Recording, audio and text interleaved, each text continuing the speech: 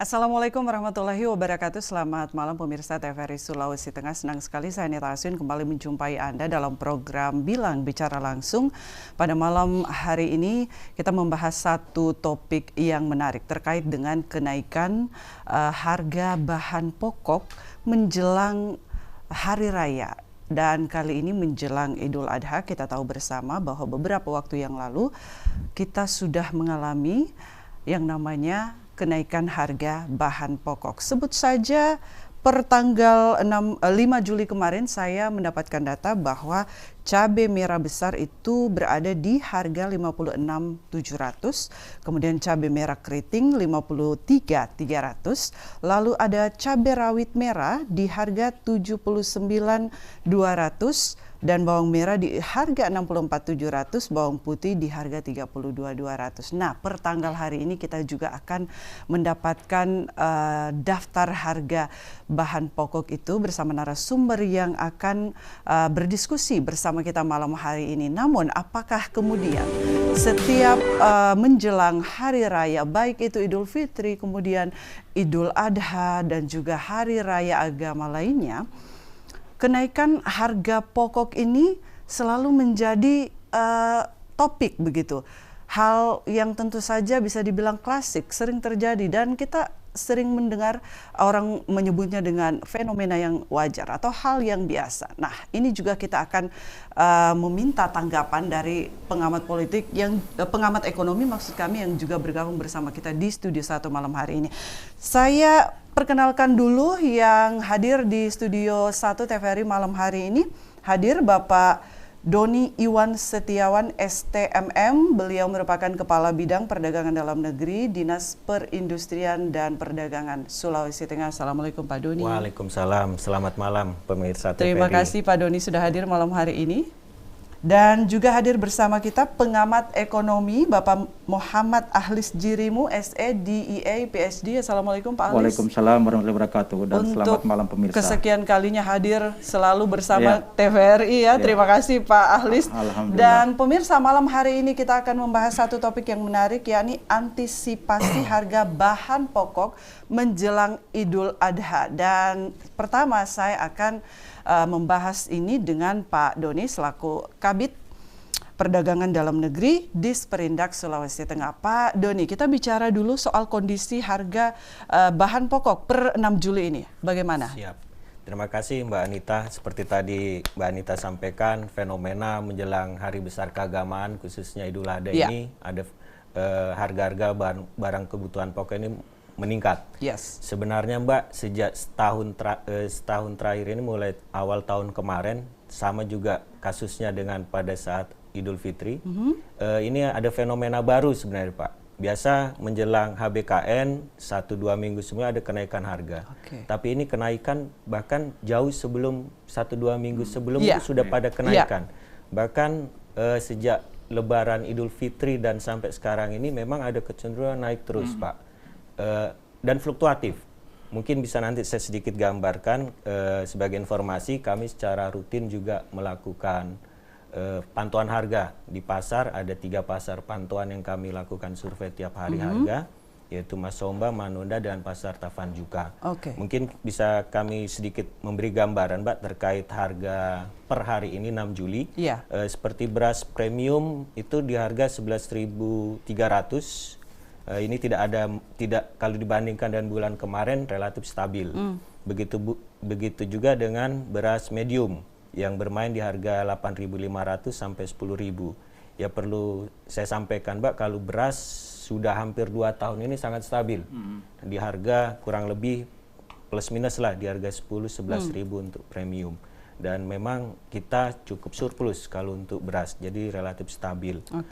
Sedangkan gula pasir dibanding bulan kemarin ada penurunan sekitar 2,2%. Harga sekarang itu sekitar 14.606, sekitar 14.500-an. Memang ini masih di harga head yang ditetapkan Kemendak, yaitu sekitar 13.500 untuk wilayah Indonesia, wilayah tengah. Nah, itu memang masih agak di atas harga head. Ini ada penyebab di hulu juga. Terkait minyak goreng, ini ada penurunan. Untuk minyak goreng curah ini ada penurunan sekitar 12%. Okay. Sekarang harga sudah mendekati harga head. Untuk minyak curah itu 14.500-an, 14.600-an kurang lebih di pasar. Tapi belum head kita kan 14.000 untuk minyak curah per liternya. Kalau untuk minyak premium, minyak goreng premium atau yang sederhana itu kan sudah mengikuti mekanisme pasar, harganya itu berkisar sekitar 21 sampai 23.000. 23.000 ya. Baik. Per liternya. Bahkan di retail-retail modern kemarin ada promo, mereka berani di bawah 20.000 per liternya. Untuk tepung terigu ini berkisar di harga 12 sampai 14.000 rupiah per kilogramnya. Ada sedikit kenaikan sekitar 1.000 rupiah dibanding bulan Juni kemarin. Nah, untuk daging, untuk daging sapi murni ini relatif stabil sejak Lebaran Idul Fitri kemarin yang 130 sampai sekarang belum turun-turun, Pak. Dan kayaknya memang stabil di harga 130. 130.000, baik. Kalau untuk ayam boiler, ini di kondisi hari ini justru terjadi penurunan harga sekitar 4% yang kemarin dengan harga 35.000 per kilogram. Kalau ayam kampung masih stabil di 85.000 per kilogram. Untuk telur ayam, telur boiler ini turun juga sekitar 6%. Di harga sekarang ini 25.500 per kilonya. Kalau ayam kampung masih stabil di 48.000. Nah, ini cabai merah. Cabai dan merah, kawan-kawan. Ya, ini cabai-cabean ini orang bilang. Yang mahal ini. Jadi cabai merah ini kalau kondisi sekarang ini justru ada kenaikan sekitar 16% untuk cabai merah. Cabai keriting, cabai biasa, harga sekarang ini 56.600 per kilonya. Kalau yang cabai rawit justru mengalami penurunan sekitar 17%. Sekarang sudah di harga 78.300-an untuk cabai rawit. Memang cabai rawit ini, Pak, kemarin sempat naik sampai 90-100, tapi berangsur-angsur mulai turun ini. Tapi sebaliknya dengan cabai keriting biasa ini trennya kok naik lagi. Nah, ini terkait pasokan juga, Mbak. Nah, termasuk juga bawang merah, bawang putih ini terjadi kenaikan sekitar 10-28%. Kalau bawang merah di harga sekitar 59.300 per kilonya. Bawang putih ini 29.300 dibanding bulan kemarin, Mbak ya. Tapi kalau dibanding dengan 2 bulan sebelum Lebaran sebenarnya masih relatif di bawah. Di bawah. Ya. Dan masih aman ya. Ya, masih aman. Dan memang kenaikan harga bapok ini, bahan pokok ini cukup menyulitkan dan sangat membuat emak-emak, ibu-ibu sedih begitu ya. Pastinya. Pak Kabid. Luar biasa. Saya ke Pak Ahlis dulu. Pak Ahlis, kenaikan harga bapok, bahan pokok menjelang hari raya semua agama begitu ya. Kalimat yang sering kita dengarkan adalah fenomena yang wajar. Apa tanggapan Pak Ahlis melihat hal ini?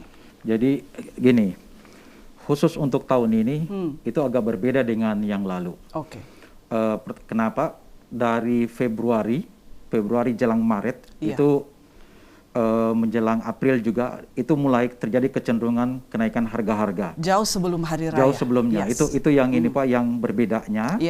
Kemudian terus yang perlu kita ketahui bahwa kita tidak bisa melepaskan diri dari bagaimana yang terjadi di dunia internasional. Ambil contoh perang Ukraina Rusia. Nah, yang perlu saya jelaskan di sini adalah kita menghadapi 3 fenomena yang bisa menjadi krisis. Pertama itu adalah kesehatan. Kesehatan kalau kita lihat sejarahnya selama 16 tahun terakhir ini itu setiap 4 tahun muncul fenomena krisis kesehatan. Nah, kemudian yang kedua climate change, perubahan suhu. Itu juga bisa mendorong adanya persoalan termasuk pangan. Dan yang ketiga adalah semenjak 2010 dunia ini sebenarnya sudah mengalami krisis pangan. Sebenarnya 2010. Apa contohnya? Dan itu puncaknya tahun ini. Kenapa sampai demikian? 70% pasukan pangan tadi tepung terigu. Terigu itu tidak lepas dari 70% pasokan gandum itu berasal dari negara yang sementara perang. Pak Ahlis, menarik sekali karena saya juga akan menyinggung bagaimana Amerika saat ini yang akan mengalami resesi begitu ya. Pak Ahlis, kita akan lanjutkan, namun kita jeda terlebih dahulu. Kita akan mendengarkan kumandang azan maghrib untuk wilayah Kota Palu dan sekitarnya. Tetap bersama kami.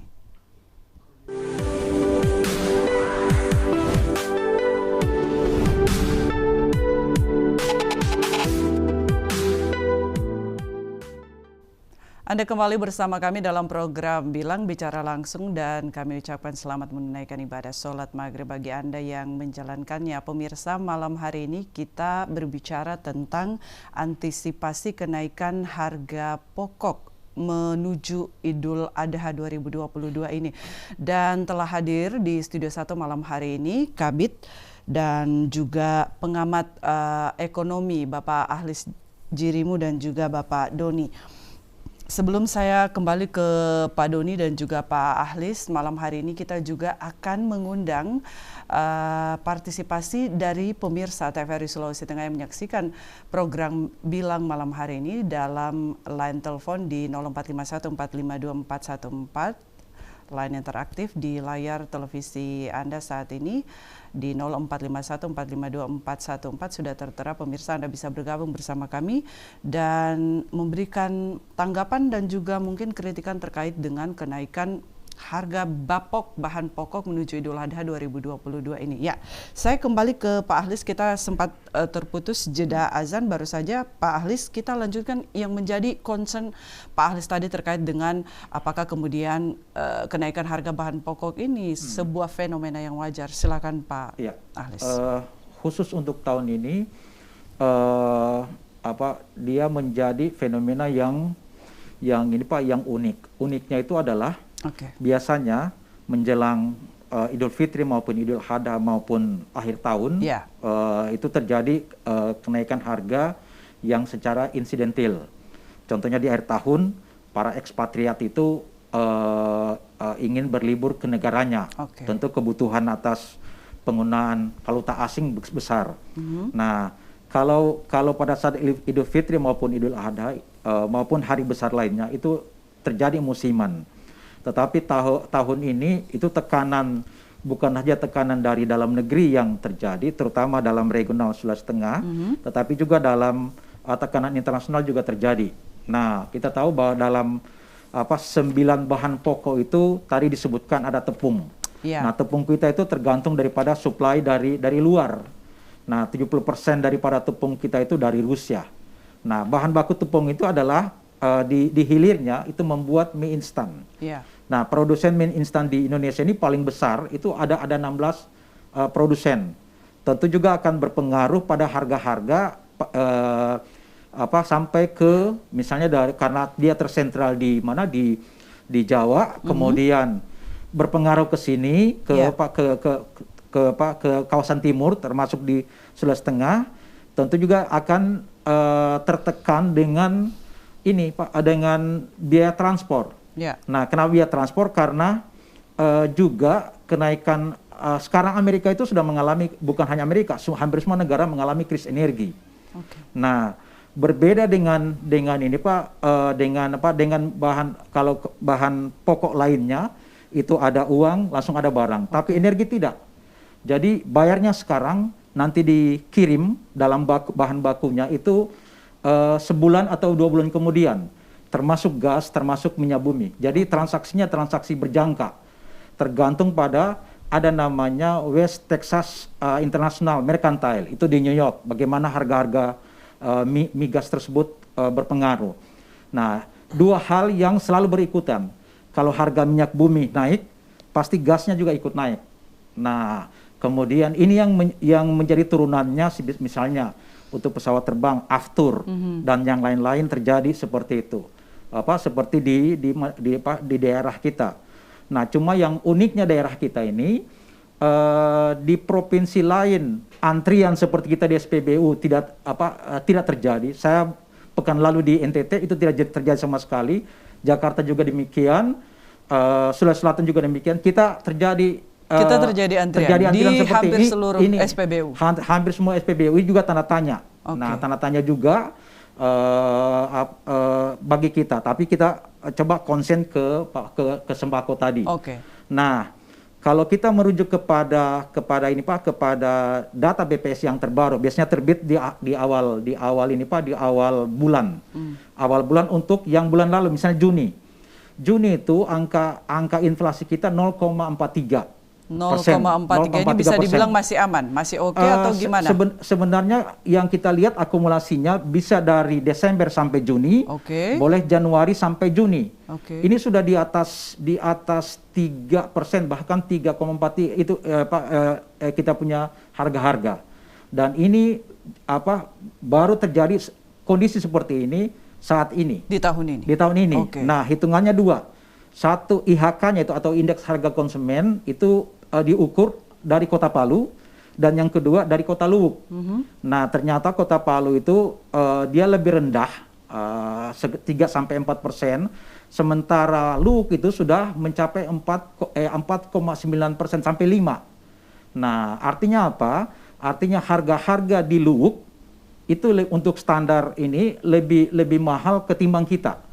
Nah, kalau ditarik ke nasional lagi, dari 85 kota untuk mengukur apakah terjadi inflasi maupun deflasi, Sulawesi Tengah itu berada di posisi ke-79. Kalau dibagi lagi, Palu ke berapa? Palu itu ke-23. Sementara Luwuk itu posisinya itu lebih tinggi lagi. Itu di posisi ke-8 kalau saya tidak keliru. Luwuk. Artinya apa? Dengan kondisi seperti ini, kita harus antisipasi di hulunya. Pertama itu adalah kita lihat bagaimana ketersediaan pangan kita. Pangan kita terutama di gudang Bulog.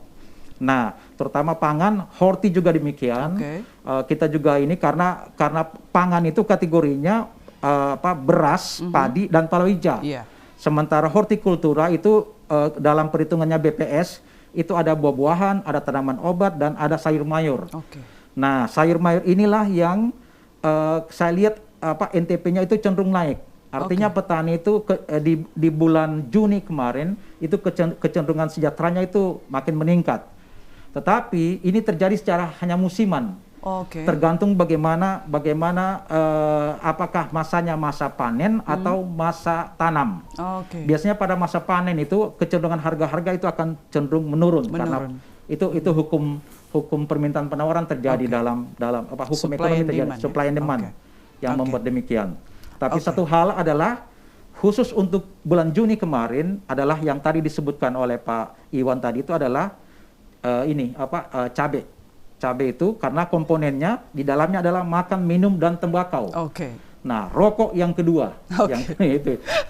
Baik Pak Alis, kita akan mengelaborasi bagaimana kemudian langkah solutif atau antisipatif yang harusnya ya diambil oleh pemerintah, karena kondisi ini tiap tahun terjadi. Artinya pemerintah sudah siap dengan segala sesuatunya begitu ya, ketika hal ini memang sudah kita hadapi setiap tahun begitu ya. Baik, saya ke Pak Doni dulu. Pak Doni, lalu kemudian intervensi yang dilakukan oleh pemerintah, karena menurut Pak Alis tadi ini agak unik begitu, agak unik kondisi kita di tahun ini, di mana kita lihat dari bulan Februari, Maret begitu, April sudah terjadi yang namanya kenaikan harga bapok menjelang Idul Fitri bulan Mei lalu, kemudian Idul Adha ini. Lalu intervensi seperti apa yang sudah dilakukan oleh pemerintah daerah? Ya, terima kasih. Jadi untuk melakukan intervensi apa yang dimaksud untuk antisipasi kenaikan harga ini, kita lihat lagi penyebab masalah. Ya, ini kan kalau bicara bapok ada yang istilahnya yang asalnya dari produk komoditi pertanian, ada juga dari industri maupun peternakan dan kelautan. Itu dibagi dalam 3 kategori. Kalau terkait produk-produk komoditi pertanian ini kita lihat di hulunya, Mbak. Karena memang akhir-akhir ini dari hulunya, pasokan dari hulu yang memang berkurang. Yang seperti Pak Halis tadi sampaikan, memang terkait dengan musim tanam dan musim panen yang saat ini mungkin belum sampai ke panen raya. Karena musim tanam itu kemarin setelah Lebaran kemarin. Jadi mungkin 2-3 bulan ke depan insya Allah untuk yang komoditi-komoditi pertanian ini bisa kembali ke harga normal. Oke, stabil ya. Tapi ya perlu kita perhatikan juga biaya produksi ke depan ini kayak gimana, karena antisipasi juga kenaikan pupuk, biaya transport dan sebagainya itu akan mempengaruhi. Tapi insya Allah untuk mungkin nggak sampai 1 bulan ke depan, kalau panen kita sudah cukup untuk mensuplai Kota Palu, saya yakin aman. Kalau dari sisi produk-produk pertanian, memang kita Pak juga ada kantong-kantong produksi pertanian ini yang untuk horti. Nah, tapi di satu sisi kita juga terima pasokan dari daerah lain, seperti contoh cabai kita terima juga dari Makassar. Di satu sisi kita juga punya kantong produksi seperti Buol, Donggala, Touna, Ampana, sampai Bangge kita cukup. Tapi karena hukum pasar tadi Pak, kita juga mensuplai keluar, ada ke Kalimantan Timur, ke Gorontalo, bahkan ke Sulbar. Jadi memang karena hukum pasar kita tidak bisa mengintervensi petani untuk tidak menjual ke sana. Jadi memang akhirnya harga pun secara nasional hampir seragam. Tapi dibanding dengan daerah Jawa kita masih relatif lebih di bawah untuk harga komoditi pertanian, Pak ya. Terlepas dari intervensi kami, yaitu tadi kami melakukan koordinasi secara intens ke OPD terkait seperti pertanian, dinas pangan dan hortikultura. Kami memastikan kalau memang tidak ada gagal panen. Kami sudah koordinasi Pak, tidak ada gagal panen, tapi memang musim tanamnya yang kemarin di akhir Idul Fitri dan sekarang mungkin belum masuk musim panen. Mungkin juga ada penurunan produksi karena faktor cuaca. Nah, dan yang satu yang perlu antisipasi tadi masalah distribusi Pak. Memang BBM kita juga terkendala, para distributor juga mengeluhkan karena mereka harus mengisi dengan Dexlite, tidak lagi dengan solar subsidi atau biasa mereka mix juga. Nah, itu untuk yang terkait dengan komoditi dari pertanian. Tapi kalau yang dari industri Mbak seperti gula, minyak goreng, tepung, nah ini dari hulunya juga. Kalau minyak goreng, alhamdulillah kemarin kita sudah, pemerintah pusat sudah banyak intervensi dan ini sudah mendekati harga head yang diinginkan pemerintah. Bahkan yang minyak kemasan juga sudah berangsur-angsur turun menuju harga keekonomiannya. Insya Allah kalau minyak goreng ini pemerintah sudah menggelontorkan Mbak, di Sulawesi Tengah khususnya Kota Palu pun mungkin di pasar Pak sudah bisa dapat minyak curah 14.000. 14.000, namun kemasan belum bisa kita. Kemasan untuk saat ini harga keekonomiannya untuk di Kota Palu sekitarnya sekitar 20 sampai 23. Itu harga per liter harga keekonomian, harga pasar Pak ya, harga pasar. Bicara pasar ini ya mekanisme pasar menentukan. Jadi supaya kita tidak bisa mengintervensi untuk yang sudah harga-harga beras mekanisme pasar, kita nggak bisa intervensi. Tapi kami melakukan pengawasan terhadap minyak yang bersubsidi, seperti minyak goreng curah. Tapi sekarang konsep subsidi sudah dicabut. Sekarang dengan Permendag 33 tahun 2022 sudah konsepnya itu subsidi dicabut, tapi dengan konsep DMO dan DPO itu Pak yang sudah ditentukan untuk menekan harga minyak curah di harga 14.000. Bahkan mungkin saya yakin seandainya sudah stok pasokan minyak curah ini lebih, mungkin bisa di bawah 14.000. Karena biaya transport dari Pasangkayu ke sini kan tidak terlalu banyak, Pak. Betul. Karena di Jakarta, Jawa saja yang dekat dengan kantong-kantong produksi itu mereka bisa jual di bawah 14.000. Mudah-mudahan nanti ke depan bisa juga di sini kayak gitu. Nah, yang jadi permasalahan daerah yang jauh dari kantong produksi, pusat produksi minyak goreng curah ini. Contoh, bagaimana kita kan hanya satu produsen Pak untuk mensuplai minyak goreng curah. Itu adanya di Pasangkayu, Sulawesi Barat. Kita notabene banyak kebun sawit kita, penghasil CPO, tapi kita nggak punya industri pengolahan minyak goreng sawit ini, kita nggak punya. Jadi bagaimana kami mengintervensi untuk mendistribusikan ini sampai ke daerah-daerah terjauh. Kami sudah berupaya Pak, melalui kerjasama dengan Bulog, kerjasama dengan PT PPI, dengan distributor-distributor lokal, kita sudah berupaya untuk mendistribusikan sampai ke daerah-daerah terjauh. Tapi memang untuk seperti daerah Bangge, apalagi kepulauan Pak, itu membutuhkan kos lebih karena biaya transport. Dan pastinya tidak akan bisa mencapai harga head di sana. Kami sudah pernah coba studi kasus, kita kerjasama dengan pemerintah Kabupaten Balut, Pak. Itu untuk pengiriman dari Pasangkayu sampai menyeberang pulau sampai ke Balut, itu butuh tambahan kos biaya transport sekitar 15-16 juta per tangki. Nah, cukup berat. Jadi di sana dihitung-hitung jatuhnya, realnya tanpa untung, Pak ya, itu sekitar 16.000-17.000 per liter. Nah, itu juga yang harus kita cermati, bagaimana solusinya ini biar harga 14.000 bisa dirasakan di semua wilayah. Nah, ada program pemerintah pusat bagaimana mengemas minyak goreng curah ini ke dalam kemasan biar lebih efektif dan biaya transportnya lebih murah, karena kalau tangki ini memang luar biasa. Tapi kalau sudah dikemas, diangkut truk, mungkin bisa lebih murah.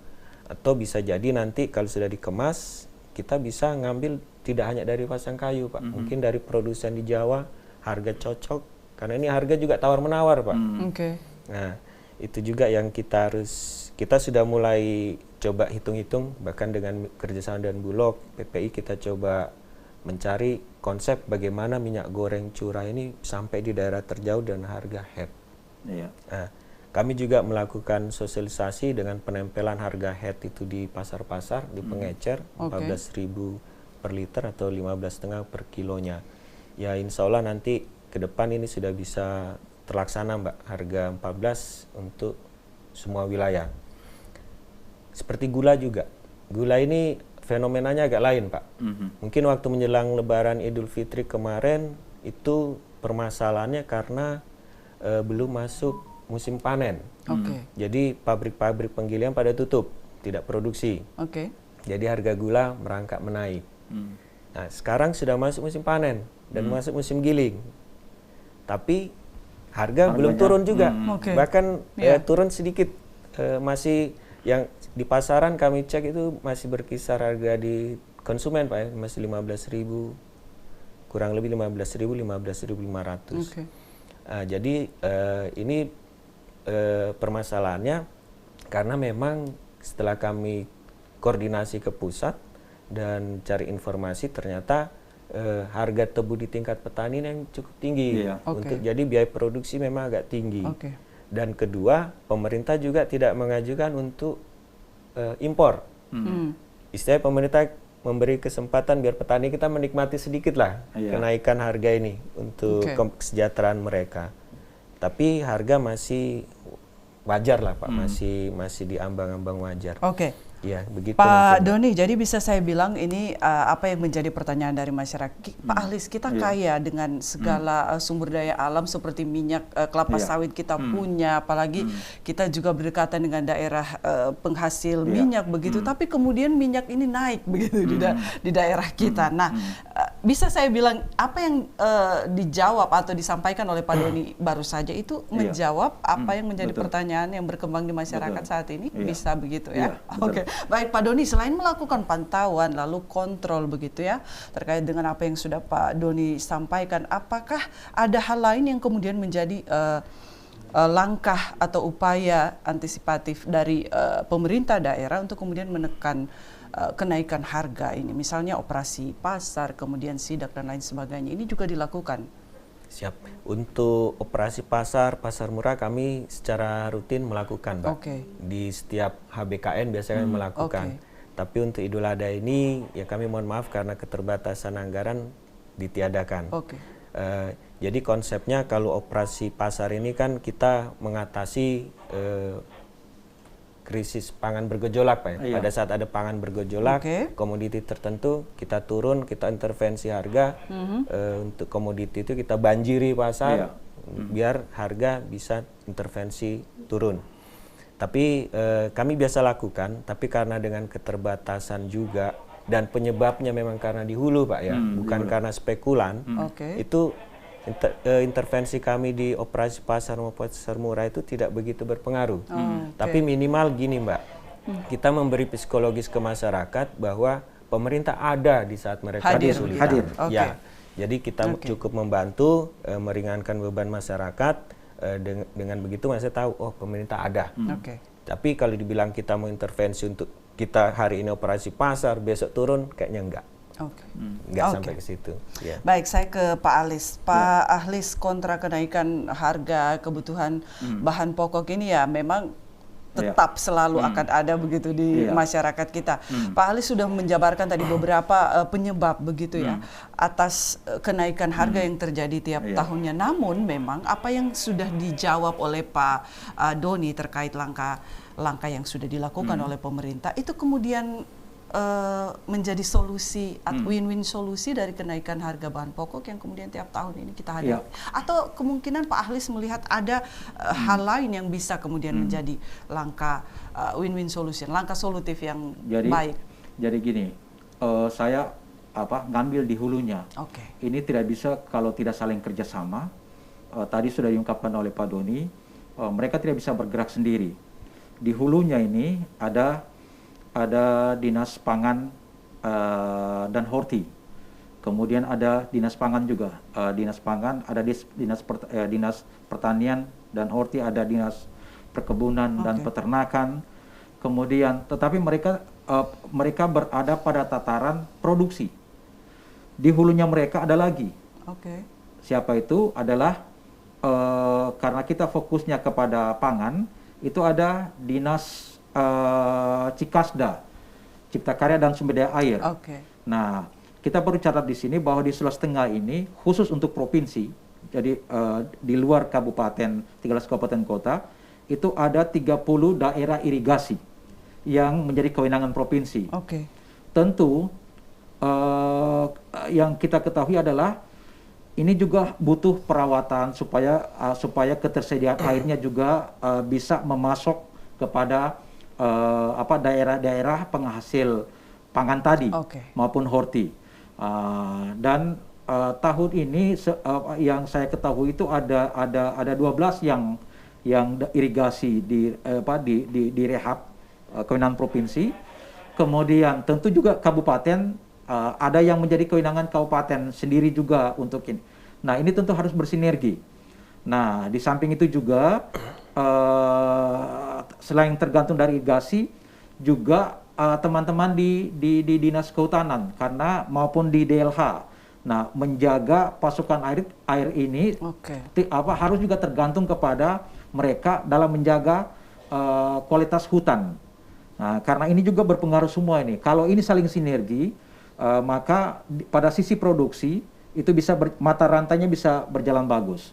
Nah, tinggal bagaimana kita mengawasi pada sisi distribusi karena memang kita punya ambil contoh jalan saja, kualitas jalan kita, jalan provinsi itu perhitungan yang ada di dalam RPJMD itu kemantapannya itu baru berada pada 61,57 poin.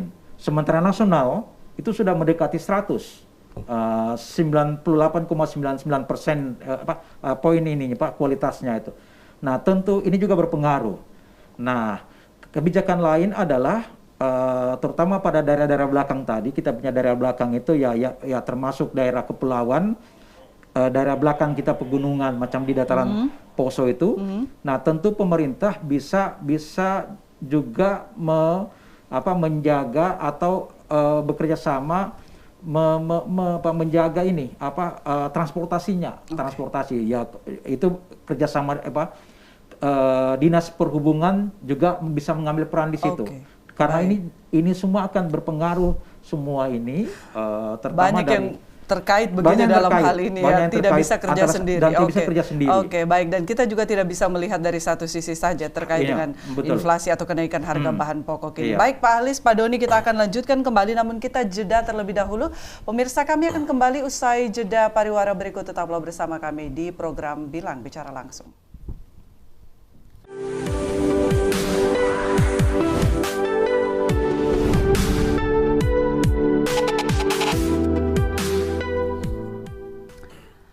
Pemirsa, terima kasih Anda masih bersama kami dalam program Bilang Bicara Langsung. Malam hari ini masih dengan narasumber yang berbagi, membahas tentang topik kita malam hari ini, bagaimana kemudian kenaikan harga bahan pokok menjelang Idul Adha ini dapat diantisipasi. Sudah bersama kami Bapak Doni Iwan Setiawan, Kabid Perdagangan Dalam Negeri di Sperindak Sulawesi Tengah. Juga hadir Bapak Muhammad Ahlis Jirimu, SE, DEA, PhD, pengamat ekonomi yang juga akan berbagi dan telah memberikan pokok-pokok pikirannya terkait dengan topik kita malam hari ini. Sebelum saya kembali ke Pak Doni, Pak Ahlis, ini tadi sudah beberapa Pak Ahlis uraikan terkait bagaimana beberapa hal memicu begitu ya kenaikan dan berdampak dengan kenaikan harga bahan pokok.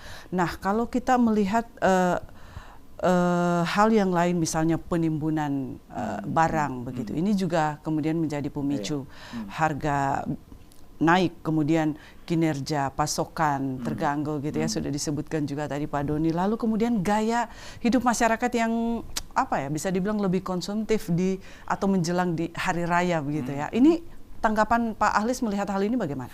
Kalau dari data BPS kita perhatikan apa penyebab masing-masing yang data terbaru itu, memang pertama makanan, minuman, dan tembakau. Nah, secara nasional juga rokok juga pemasok inflasi nomor 2 di Indonesia. Persis juga sama dengan Sulawesi Tengah, sama persis itu. Nah, kalau yang berkaitan dengan gaya hidup, dia posisinya itu berada di posisi yang ketiga. Di situ komponennya ada ini Pak, ada namanya leisure time, menggunakan waktu senggang, kemudian sosial, hingga ke komponen kebudayaan. Di situ ada. Nah, tapi sifatnya itu adalah musiman, musiman sifatnya.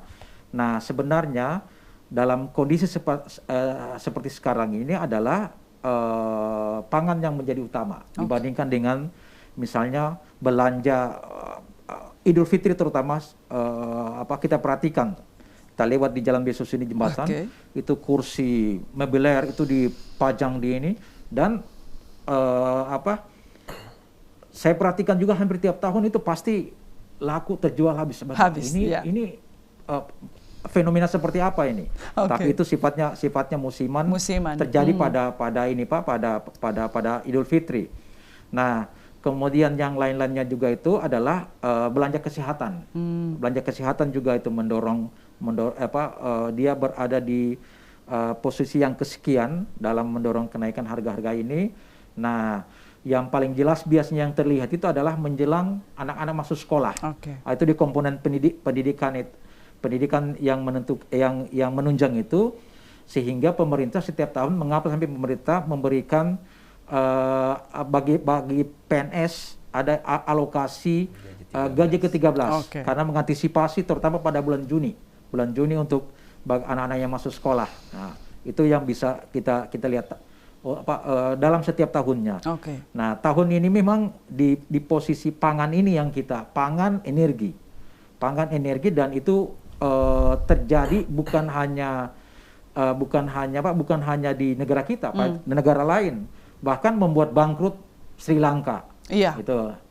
Ya, jadi kemudian negara-negara Afrika juga begitu yang tergantung kepada negara lain. Nah, dan yang selain itu kita bersyukur karena kita tidak mengalami musim. Jelang 20 ini sekarang Eropa masih musim 20 Juni sampai 20 September itu musim panas, tetapi pada mulai 20 Desember itu kebutuhan energi akan semakin besar. Kalau tidak, kita akan temukan para homeless, para tunawisma itu akan mati kedinginan. Baik, Pak Ahlis, kita sudah bicara soal pemicu atau penyebab, lalu kita akan bicara soal dampak. Apa yang kemudian kita hadapi ke depan ketika kenaikan harga ini terus-menerus akan terjadi begitu? Apa dampaknya terhadap perekonomian kita? Dampak yang paling utama itu adalah jangka pendek, jangka panjang. Yang jangka pendek itu adalah daya beli masyarakat pasti akan berkurang. Begitu daya beli masyarakat berkurang, maka belanjanya dia utamakan dulu adalah kebutuhan pokok. Primer yang paling utama. Kalau tidak, maka dalam jangka menengahnya itu adalah kita akan melihat bagaimana ada generasi yang bisa menjadi malnutrisi. Nah, kita harus ingat, dan itu berkaitan erat dengan misalnya ibu-ibu yang sementara hamil, pasokan kepada gizinya juga akan berkurang. mereka akan melahirkan bayi yang stunting. Kita termasuk yang tinggi. Nah, kemudian pada ujungnya juga nanti kita akan lihat bagaimana kita punya kualitas pembangunan manusia juga berpengaruh.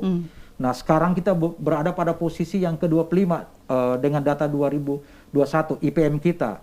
Nah, dia punya perubahan dari 2020-2021 itu semakin mengecil. Artinya adalah ini kualitas manusia kita itu semakin lama semakin tergerus oleh yang paling utama kalau kita bicara mengenai 17 tujuan pembangunan berkelanjutan adalah mengatasi kelaparan. Nah, sehingga strateginya itu adalah baik hulu maupun hilir itu harus bekerja sama, itu satu. Yang kedua, baik provinsi maupun 13 kabupaten kita bersama-sama adalah menyediakan cadangan pangan kita. Bukankah orang tua kita sudah mengajarkan pada kita pada musim paceklik kita sudah mesti siapkan dari awal cadangan pangan kita. Di dataran tinggi Sigi ini saya perhatikan itu masih terutama di Pipikoro saya perhatikan itu masih ada lumbung-lumbung pangan di ini Pak yang mereka siapkan dari sejak awal. Nah, tentu yang harus kita ketahui adalah konsentrasi kemiskinan di Sulawesi Tengah itu Pak Doni, itu justru terjadi pada daerah-daerah yang secara potensial adalah merupakan lumbung pangan Sulawesi Tengah. Itu terjadi seperti itu. Nah, ternyata penyebabnya kalau kita cari di hulunya adalah memang kalender tanam itu tidak pasti. Berbeda dengan Sulawesi Selatan. Sulawesi Selatan itu sangat seragam, mereka punya kalender tanam. Jadi harusnya kita bisa seperti itu. Iya, Pak jadi bisa pemerintah bisa menggunakan haknya untuk mengimplementasikan perda penyangga pangan. Seperti yang dilakukan oleh BUOL. BUOL itu ada perda penyangga pangan, kemudian provinsi juga bisa melakukan. Jadi ada kewajiban pemerintah membeli pangan tersebut supaya menjaga kesejahteraannya petani, kemudian juga sekaligus menjaga cadangan pangan di Sulawesi Tengah, kemudian barulah bisa dijual ke tempat lain. Nah, kalau sekarang tidak demikian. Pak Doni, dijawab dulu Pak Doni. Memang seperti yang dikatakan Pak Halis atau bagaimana? Pak Doni, silakan dijawab. Sepertinya kayak gitu. Pak Doni, memang pemerintah daerah dalam hal ini stakeholder begitu ya, yang terkait dengan penyediaan pangan kita, apalagi Pak Ahlis juga sudah menyinggung bagaimana kemudian ketersediaan cadangan pangan kita begitu. Apa yang kemudian dilakukan oleh pemerintah daerah terkait dengan ini? Kalau terkait ketersediaan ini kan memang seperti disampaikan tadi ada tanggung jawab masing-masing OPD terhadap hulunya. Dan itu saya yakin setiap OPD sudah bergerak dan jalan. Tapi seperti yang tadi salah satu disampaikan Pak Halis, itu tadi kita masih belum punya kuasa, kita punya komoditinya. Hampir semua komoditi pangan kita punya. Tapi kita tidak bisa memiliki sendiri. Kita masih mendistribusikan juga ke daerah tetangga yang masih kekurangan. Ya mungkin kalau ada seperti perda yang disampaikan Pak Halis tadi, ditampung dulu pemerintah, jangan dulu dijual keluar untuk memenuhi dulu kebutuhan dalam. Mungkin itu bisa salah satu solusi mungkin Pak ya, untuk memastikan ketersediaan pangan kita. Tapi saya nggak tahu apakah itu mekanisme itu di pasar bisa berlaku Pak ya. Bisa. Kalau memang bisa, mungkin itu solusi terbaik kalau untuk agar komoditi kita ini untuk kebutuhan lokal dulu, yang lebih baru bisa. Bicara soal cadangan pangan kita punya Pak Doni? Kalau bicara cadangan kita mengacu kalau pangan ini kita ada peran Bulog di situ. Kita kiblatnya ke Bulog. Tapi seperti saya bilang kalau terkait ketahanan pangan, ketersediaan, kami sudah monitor juga itu ketersediaan di distributor, Bulog dan sebagainya, termasuk di lumbung-lumbung penghasil. Secara rata-rata ada datanya di kami juga. Itu kalau ketahanan sekarang sekitar 1,5 sampai 2 bulan ke depan. Aman begitu ya? Insya Allah aman. Jadi kita tidak perlu khawatir terkait dengan hari besar keagamaan ini, khususnya Idul Adha ini, masyarakat tidak perlu resah, khawatir, kebutuhan pangan kita insya Allah cukup. Oke. Baik, kita sudah berada di akhir diskusi kita, Pak Ahlis. Singkat saja, 1 menit Pak Ahlis, apa yang ingin Anda katakan, closing statement? Yang singkat pertama itu adalah ini butuh sinergi kerjasama antar hulu dan hilir. Dan itu dapat diperankan oleh baik pemerintah provinsi maupun pemerintah 13 kabupaten kota dalam ini Pak, dalam menurut Pak Ahlis ini masih susah begitu atau bagaimana? Sebenarnya fungsi koordinasi itu adalah ada pada masing-masing ini Pak, masing-masing provinsi maupun kabupaten kota. Dan juga yang kedua adalah fungsi tim pemantau inflasi daerah itu juga bisa saling sinergi dengan ini Pak, dengan pemerintah daerah dalam ini Pak, dalam menyediakan, mengawasi pangan ini. Karena setiap tahun itu BPS itu menerbitkan ada yang namanya Food Security Vulnerability Atlas. Peta masing-masing desa, yang mana yang rawan, mana yang strong, mana yang, dan itu kita bisa antisipasi dari awal. Oke, baik, dan pemirsa, kita sudah berada di akhir diskusi kita dalam program Bicara Langsung malam hari ini. Saya berterima kasih Pak Doni Setiawan sudah hadir malam hari ini. Pak Kabid terima kasih. Sama-sama. Juga Pak Ahlis Djirimu lagi-lagi selalu hadir begitu ya, dan selalu ada untuk TVRI Sulawesi Tengah sebagai pengamat ekonomi. Dan memang semoga saja kenaikan harga bahan pokok ini utamanya bisa menjadi fokus pemerintah untuk kemudian bisa diantisipasi tiap tahunnya, kalau bisa tidak ada begitu ya Pak Doni ya. Tapi kemungkinan besar tidak bisa kita elakkan ya Pak Ahlis ya. Baik, dan pemirsa, kita jumpa lagi dalam program Bicara Langsung lainnya, tentu dengan topik-topik yang berbeda dan menarik. Saya Neta Aswin, kita jumpa lagi. Assalamualaikum warahmatullahi wabarakatuh.